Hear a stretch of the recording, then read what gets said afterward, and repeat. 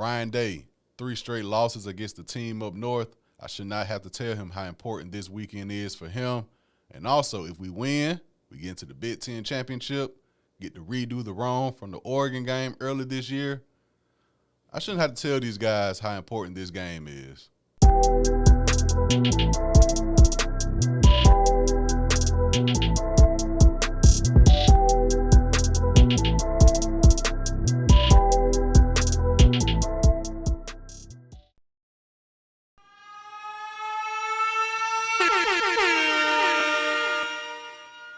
Top of the Top, episode 270, Stash House Podcast. Your boy Tyler checking in. First time listeners, thank y'all for tuning in. If you tune in weekly, salute, or there's just an episode, you saw some topics you may want to hear about, thank you for tuning in as well. Podcast available on all streaming platforms, Apple Podcasts, Spotify, YouTube. Subscribe to the YouTube page. Like this video as well on YouTube. Subscribe to your preferred audio platform. Tell a friend to tell another friend. Check out this show. All love is greatly, greatly appreciated. Hope everyone had a safe week, safe weekend. Do the same this upcoming week. Happy early Thanksgiving to everyone as well. If you're spending time with your family, your friends, your loved one, mistresses, side pieces, whatever you want to call it. All in all, enjoy yourself. Don't take these moments for granted. You know what I'm saying? People grieving loved ones like myself. We're going to be all right. You know what I'm saying? That's my message. My first time spending the holidays without my mom. I got through her birthday, got through my birthday, got through, of course, other holidays throughout the year. But Thanksgiving and Christmas around the corner. Well, Thanksgiving is here, Christmas around the corner. I'm going to be all right. You know what I'm saying? Like I said before, chest up, head up, one foot in front of another, man. We go keep it pushing. And like I said, just enjoy it all around. Don't take these moments for granted if you're spending time with your family, your friends. You know what I'm saying? Cherish these moments. You feel me? If you're going out shopping, Black Friday shopping, shopping for, food, still, beverages, whatever the case may be, just be careful, be aware of your surroundings, all that good stuff. If you're taking your family out for a night on the town, be safe, be careful as well. All in all, man, just enjoy yourselves.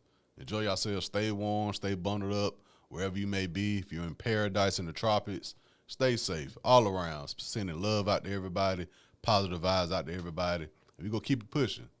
We're going to keep it pushing. This week episode, talking about my Ohio State Buckeyes. We got the big win over Indiana over the weekend. Now we look forward to the big rivalry game against the team up north this weekend.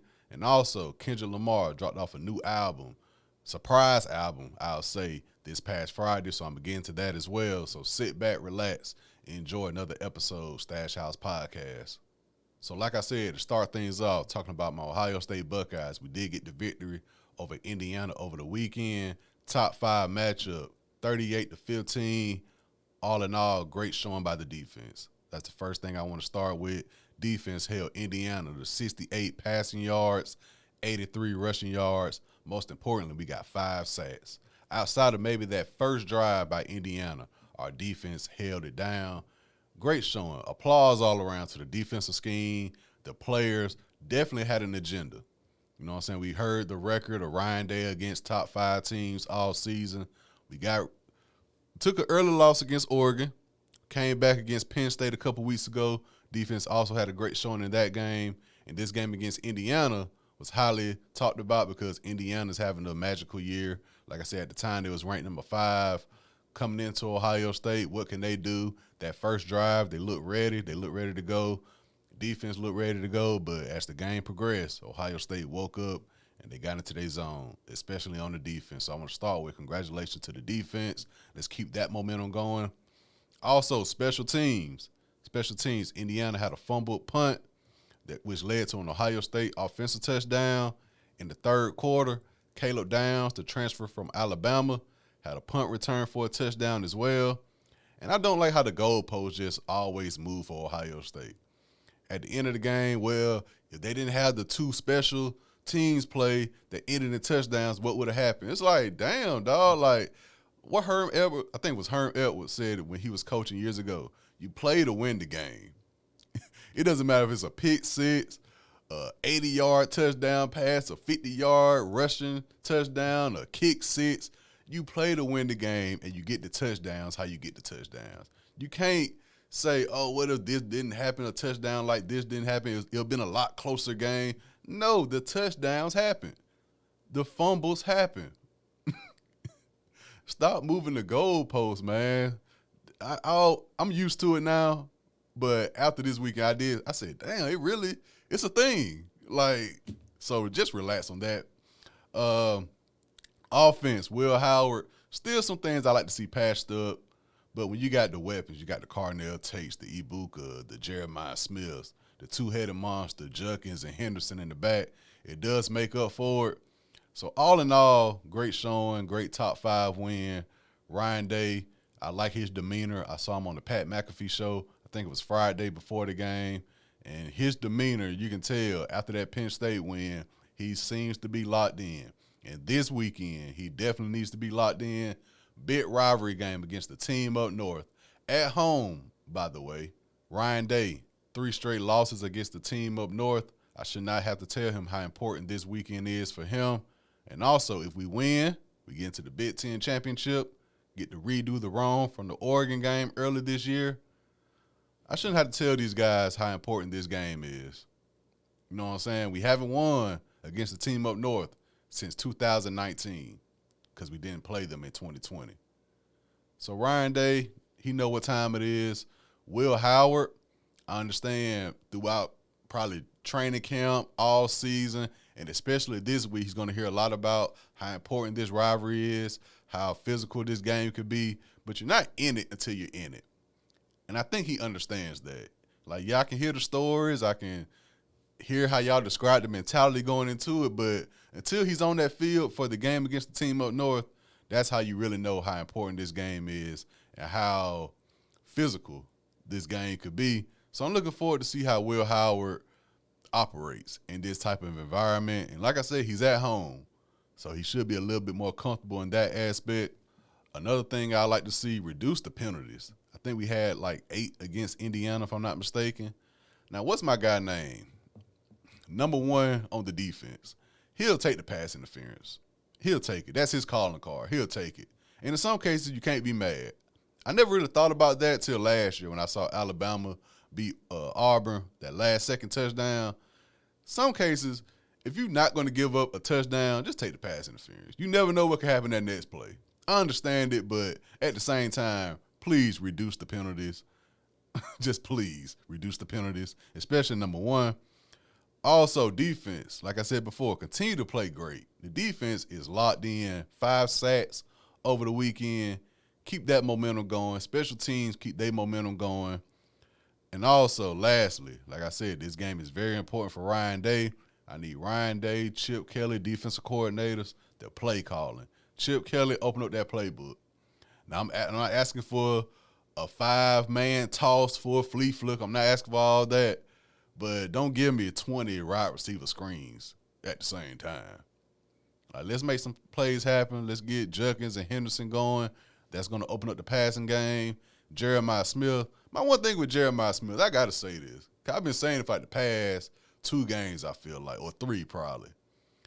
I understand you have great catches, one-handed catches, but I think sometimes you can just put up 2 hands, catch the ball, and bring it in for a touchdown or for a good catch. Everything doesn't have to be a one-handed catch. You know what I'm saying? Like, I get it. It makes for great highlights. You know what I'm saying? Sports Center, Instagram, TikTok. I understand it. But we trying to win the game here, man. If you got a chance to get 2 hands on the ball and bring it in, get 2 hands on the ball and bring it in. Unless you absolutely have to do one-handed catches, but don't do it just out of showboating and all that. Man, grab the ball and go down and go get a touchdown and go to the next play. So Jeremiah Smith, you know what I'm saying? I get it, but come on, dog. And he a freshman, so I understand it. You got Ibuka, the vet. You got Carnell Tate making plays as well. I think we'll be all right. But it is a rivalry game. Of course, Michigan, not the same Michigan they've been in years past. No more McCarthy, no more Harbaugh, but we still got to take it one game at a time. And as we saw this past weekend, along with the rest of the season, any given Saturday, anything can happen. And going back to the 12-team format, my whole thing is just win. I see people saying we'd rather be seeded here because Your road may be a little bit easier to the championship. You won't have an away game, or you can have a bye week or whatever. I understand that, but at the same time, you got to go on the field and win. And if my math serves me correctly, you go on the field and win week to week, and you just win at the end of the season when it's all said and done, your team should be the last team standing. That's just how I feel about it.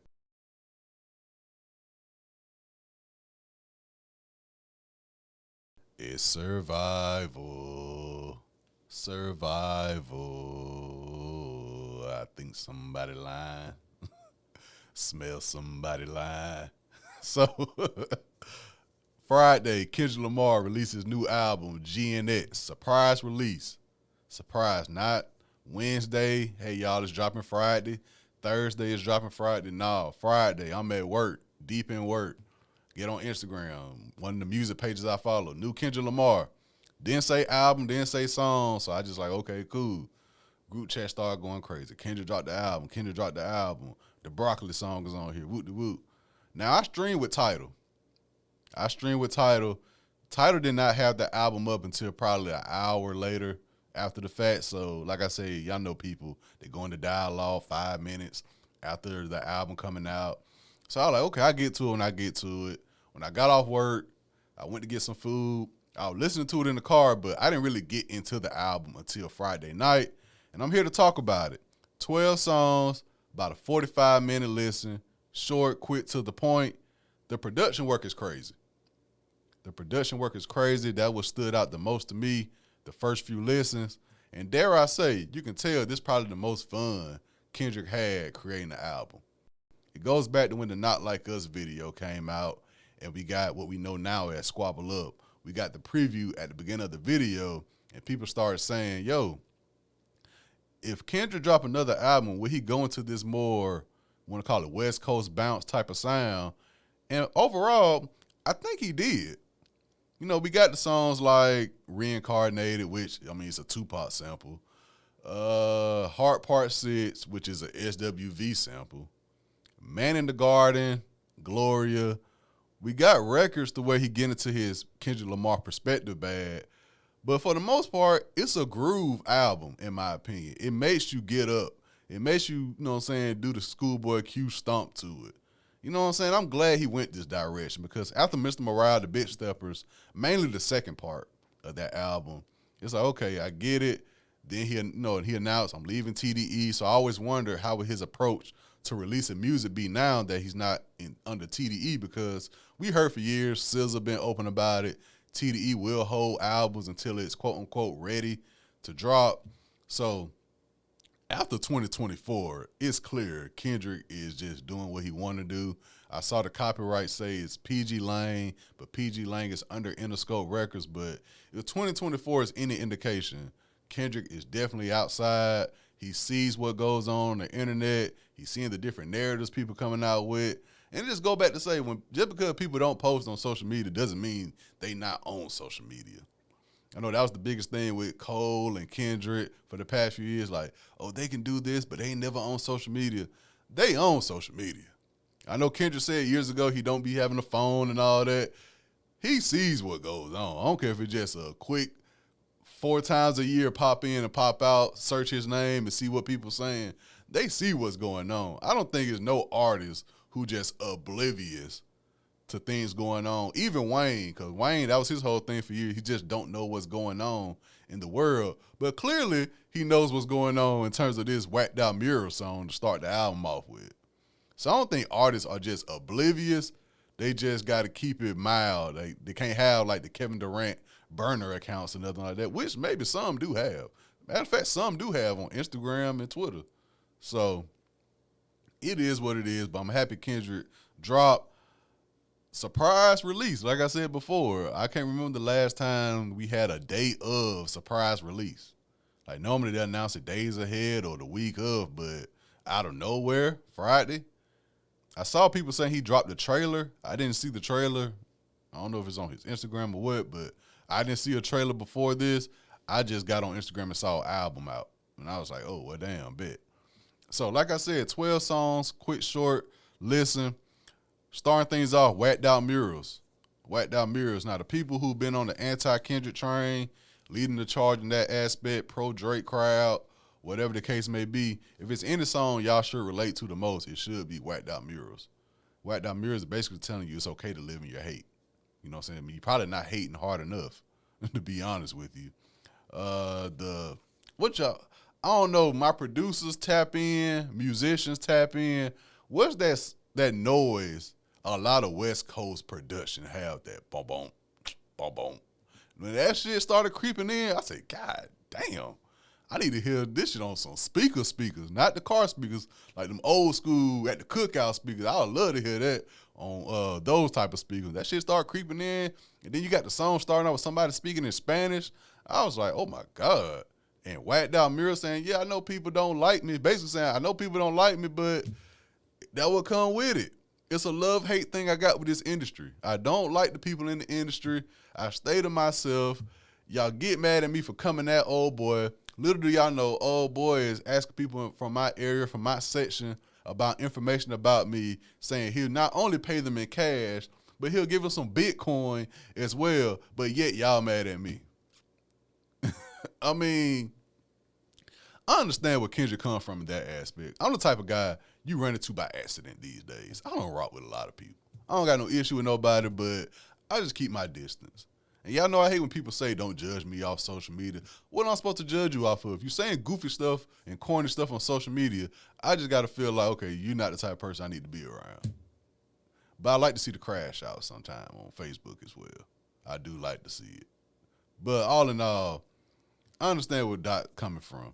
And sometimes he does get a little bit too involved with it. I'd be like, okay, bro, if you don't like it, you don't got to talk about it so much. But clearly, the way this year panned out, he just want everybody to know how he feel. So when he walk in rooms or whatever, don't get uncomfortable. You don't got to worry about me coming over to shake your hand or to speak to you. And I might not even be there long. So if it's any song anti-Kendrick people should relate to, it should be Whacked Out Murals. Of course, the main takeaway being the Wayne, the mention of Wayne, I'll call it. It's not a diss. It's just a mention of Wayne, basically saying, I miss my uncle Lil Man. He would kill me if I didn't make it. He used to bump the Carter 3. Oddly enough, I think my hard work let Lil Wayne down, going back to the Super Bowl announcement and all that in New Orleans. And basically, I think he just saying, I can't help that this shit happened and I can't help this shit happen. Old boy, your protege. The Super Bowl is in your city, New Orleans, and they called my phone asking me to perform. And I'm not going to say no just because that's Lil Wayne hometown and many people think Lil Wayne should probably, which I spoke on already this year. People think Lil Wayne should do it simply because it's in New Orleans. I can't help that. You know what I'm saying? I didn't take it as a diss. It's not a diss. He basically just saying, like, he damn near saying, like, dang, bro, I ain't mean for you to get involved in it, but shit, oh well. He said that, he's like, oh, whatever, okay. If you want it, damn it, it's here for you too. And coming off of last week's episode when I talked about Wayne mixtape run, the Drought 3, and all that, yeah, I ain't conflicted. It's like, I understand people saying Wayne don't want it with Dot right now. Kendrick is in a zone right now. Wayne, yes, he had some good features over the past few years, but obviously it's not Drought 3 Wayne. So I don't want to see that happen, but I totally understand Kendrick saying if you want it, it's here. I done got rid of your protege. He ain't been the same since. If you want it, we can take it there. But at the other side of the thing, I'm saying Wayne, just relax. You got the Hot Boy reunion happen. They taking it on the road, I see as well. Focus on that. Let's celebrate that. Don't just I think even at the Hot Boy reunion show, he said something about it. It's like, fam, just let it go. Let it go. You on the road with the Hot Boys. Y'all gonna have a magical moment, make some magical runs, see y'all fans that haven't seen y'all together since 90s, early 2000s. Enjoy that, bruh. Enjoy that, because this madman in Compton is not the one to bother.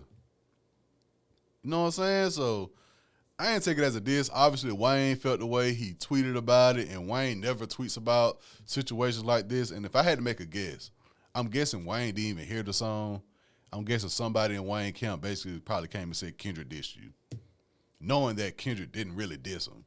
So Wayne, seeing him respond like that, how he responded to the Super Bowl announcement, it's just like, come on, man. Like, you one of the GOATs in this shit. No matter what people say, no matter if you ain't been the same Wayne that we grew up listening to, you one of the GOATs in this shit, man. Act like it. Act like you got your own situation going. You got Young Money, sporting agency, and all that. Come on, man. You got a lot of shit going, Wayne. Just brush it off, dog. Just brush it off. Also, he mentioned Snoop Dogg. Snoop posted Taylor Made. I pray it was the edibles. And Snoop Dogg posted like Kendrick, West Coast King, basically like, yeah, bro, it was the edibles. Sorry. Because Snoop was moving kind of weird during the whole back and forth, especially with Taylor Made and the AI shit and all that. And Snoop's response was like, well, was it Snoop Dogg real verse or was it AI? And the way he responded, people was saying like, damn, should Kendrick take this away? Like, damn, bro, you passed me the torch for the West Coast years ago, and now you basically on the fence. Like, what's going on? So hopefully that all gets situated. Snoop Dogg, Dr. Dre do got an album coming out soon. Very intrigued to see how that would turn out. But whacked out murals all around, I think that could have been a great like song by itself on a Friday. If he would have came out and said, yo, whacked out murals now available, and you hear this song, you be like, okay, an album coming out soon. But the fact we had more songs to listen to after Whacked Out Murals just made it even better for me. Next track, Squabble Up, a.k.a. the Broccoli song, and that's what I'm probably going to call it. I understand Squabble Up is a good name of a song, especially after everything that's happened this year, but I'm just so used to calling it the Broccoli song, but I got to adjust to calling it Squabble Up. Lived up to the hype of the preview. Nothing for me to really talk about. I was surprised to hear, I want to say Cyndi Lauper so bad. I don't think it's a Cyndi Lauper sample, but after hearing the part we always heard from the preview, I was surprised to hear that you got the music that make me dance. I was like, yeah, that's gonna be one of the ones on the West Coast. They go get their groove to at when it heat back up outside for these day parties and all that, and they bring that out. It's definitely gonna be one of the ones like how Not Like Us would got people just dancing and enjoying themselves to a song that you be like, when you listen to the lyrics, you be like, damn, bro, really talking his shit at the same time. So, Squabble Up, lived up to the hype. Luther, SZA collab with the Luther Vandross, If This World Were Mine sample. SZA, Kendrick Lamar collabs, really don't miss. Great balance. Great balance. Then I'm going to take y'all back to another perspective song with Man at the Garden, which I just took as affirmations. Like, I don't know about y'all, but daily affirmations and all that, I got written it down in my notepad at home. About 15 to 20 daily affirmations. I don't say them daily. It's just something to, like, remind me, like, why you do this shit, you know, keep going forward, all that. It sounded like daily affirmations to me. And, you know what I'm saying? I ain't going to say I could have dealt without it, but it's like, okay, I understand why you put it there, but at the same time, you give me that, then you come back with Hey Now. And at the end of Hey Now, I thought at the end of Hey Now, it was my boy from Schoolboy Q album, AZ Chike, that was on the movie song with Schoolboy Q. And he's on the Peekaboo song, I believe, on this album. But on Hey Now, it's a young man named Dottie. I hope I'm saying this right. Dottie Six. And at the end, when Kendrick was just like, they want to see me do my dance. And then Buddy come in with that West Coast bounce shit. I was like, oh, man. This is the type of shit I'm happy Kendrick did with this album. Like, we just want to have some fun, man. Like, he showed it throughout the years that he can make songs like Backseat Freestyle, the Poetic Justice lane, where, like I say, you got the SZA collab on here that kind of put you in the mind of how Poetic Justice was with the Janet Jackson sample. Humble. What's the other one? Was it Humble? No, not Humble. What's the other one? If I had to stop up, that nigga, they gonna make me a little sexy. Like songs like that, he showed I can get y'all in the groove. But with this album, he went full-fledged. That Hey Now, that end when Bruh popped in and him and Kendrick did the back and forth, and you just hear that West Coast beat in the back. Yeah, that was probably one of my favorite moments from this album. The end of Hey Now. Reincarnated. Tupac sample made. The flow, call back to the tailor-made beef, if you want to call it.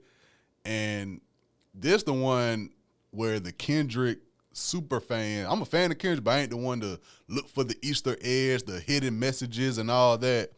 But the perspective he was talking about with the verses from this song, I'm hearing different names. I'm hearing he talking about Jackie Wilson, Billie Holiday. Shit, I thought he was talking about the legend from Columbus, Georgia, Ma Rainey.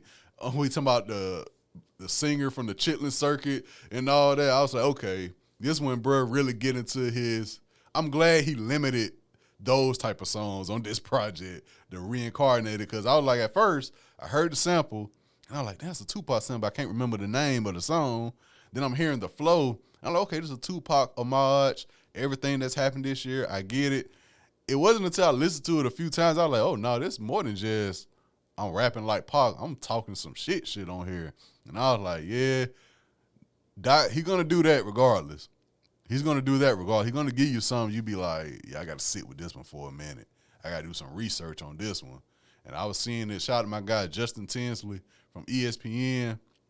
He the one who brought it up, was like, yo, I think Kendrick is talking from the perspective of different artists from back in the day. So I had to listen to it a few times, but like I said, I heard Jackie Wilson, Billie Holiday. I'm thinking Ma Rainey or who he talking about, but he does get in that bag, and y'all know how he do with that. But even after that, he come back with TV Off. Mustard. He had fun with this album. How you going to give me Reincarnated when you sampling Tupac, your flow is like Tupac, but the verses, you're talking about past singers from way before our time. Then you come back with a song, you screaming Mustard. Now DJ Mustard can't go nowhere without probably hearing people say his name like that. He had fun with it, man. He had fun with it. TV Off. That Mustard shit is funny as hell. Because imagine being in the studio and you just engineering and bro just come in just with screaming Mustard like that. You saw the memes going around, the SpongeBob people and all that. Damn. Shout out to Mustard, though. Shout out to Mustard. I mean, that's a new tag for sure if I was him. Next song, probably one of my early favorite songs on this project, Dodger Blue. It just put me in that mind. And then with Dodger Blue mainly, I'm like, okay, he got hidden features and all that. A part of me did think, damn, there might be a Larry June feature or a Jay Worthy feature or something like that.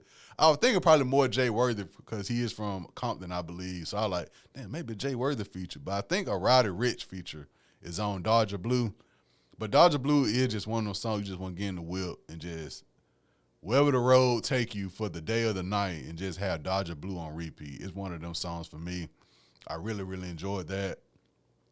Peekaboo. Peekaboo. At first, I was like, probably could be a skip, but it got my guy AZ Chike on it. But the only ones I'll say I could probably skip, Peekaboo, the GNX song, because he got all his guys from Compton on there, but it's just one of the ones I probably could have dealt without. But Peekaboo, GNX, Man at the Garden, depending on how I feel that day, but those are some I probably could have dealt without. Excuse me. The Heart Part 6 with the SWV sample. And this goes back to what I said weeks ago when I went to the Usher concert. And I said the DJ was like, yo, who real R&B heads, who know about R&B? And then they played SWV Week. And I'm like, okay, I get it. Week is a classic, but SWV have other songs. They got the Use Your Heart. They got the You're Always on My Mind that you can play as well. And it might hit a little bit different when you go into the songs that people don't think you're going to go into. So not to say that Kendrick probably could have did a Weak sample or a more well-known popular R&B sample, but the fact he did Use Your Heart on the song Heart Part 6, that old buddy tried to mock early this year and did a terrible job at it. He basically threw in the white flag Drake did with the Heart Part 6 that he dropped. And for Kendrick to come back, use that Use Your Heart and Not Your Eyes sample while basically talking about TDE. You know what I'm saying? Al Soul in the corner, mumbling lyrics with the Woot, Schoolboy, J-Rock, Missed by Ali, Punch, Dave, Top. Just taking that moment to be like, bro, if you're going to steal my signature series song, do a better job of it than what you did. You know what I'm saying? So use your heart and not your eyes. That's how I took it. And that wasn't no hidden message or nothing. That's the first thing, my first lesson on Heart Part 6. I was like, yeah, this pretty plain and simple what he trying to say. Use your heart, not your eyes. And with this song, I'm just going to talk about my TDE guys and the come up we had together. Now, the only part about the song I did find kind of weird when he was like, Black Hippie, it didn't happen because of me. I had other things I wanted to do. And I was saying, well, damn, this would have been a good opportunity to do a Black Hippie song on Heart Part 6. I was there like, why couldn't y'all just got on this song together? And that would have been dope. Black Hippie, Heart Part 6, Kendrick tell his perspective of things. Ab-Soul, Schoolboy, J-Rock, with that SWV sample, that would have went crazy. I would have loved to see that. Imagine Schoolboy Q rapping on that sample. Oh, man, that would have been crazy. So that's one thing I did take away. I was like, there could have been a good opportunity for a Black Hippie reunion on this song, but it is what it is. G and X, like I said, that's the guys from Compton. I understand it, but I probably could have dealt without it. Gloria was cool. I think the Heart Part 6 would have been just a better all-out outro, in my opinion. But like I said, Man at the Garden depend on the day. You know what I'm saying? Peekaboo, AZ Chike part I really enjoy. G and X could have dealt without. But overall, it's just a groove, man. It's a groove. His victory lap continues, and we still got the Super Bowl in February. I am guessing, though, he will hit the road next year. If I had to make a guess, he probably will hit the road next year. But who knows, man? Who knows? In my opinion, I think Wayne should just focus on the Hot Boys shows, Hot Boys reunion. That's a great moment for hip-hop all around. I don't think he really understands the impact that has. Not only the fact they did it in New Orleans, but the fact they're taking it on the road. I think they're going to Houston, if I'm not mistaken. That's dope. So Wayne, relax. Snoop Dogg made it clear. Nas keep biggering up Kendrick. Kendrick was like, Nas the only one that congratulated me on the Super Bowl. Whoop-de-whoop. And Kendrick just basically showing y'all got the people I like. I got people I rock with. But overall, industry-wise, I'm cool. Like, I put in the work over the years. I did everything you're supposed to do as an artist. If anybody can say it, it should be Kendrick. So all in all, surprise release on a Friday. Not too many people can do that. Not too many people can do that. Videos, I like to see, let me see. I like to see a TV off video with Mustard. I will. Hey Now, just because of the groove. I really enjoy that. Squabble Up, Broccoli song. I like to see a video for that. But all in all, Kendrick go do what Kendrick want to do. You know what I'm saying? That's fair to say. So overall, like I said, to start this episode off, man, thank y'all for tuning in. This has been episode 260, Stash House Podcast. Make sure you guys go out, have a great work week. I know students probably off for Thanksgiving. If you're still working for Thanksgiving like myself, get through it, man. Get that holiday pay. Y'all know what that going to be like. Overall, like I said before, spend time with your family, your friends. Enjoy yourself. Love on your people while you still can. All in all, be aware of your surroundings. Keep me in your prayers. I'll do the same for y'all. Salute.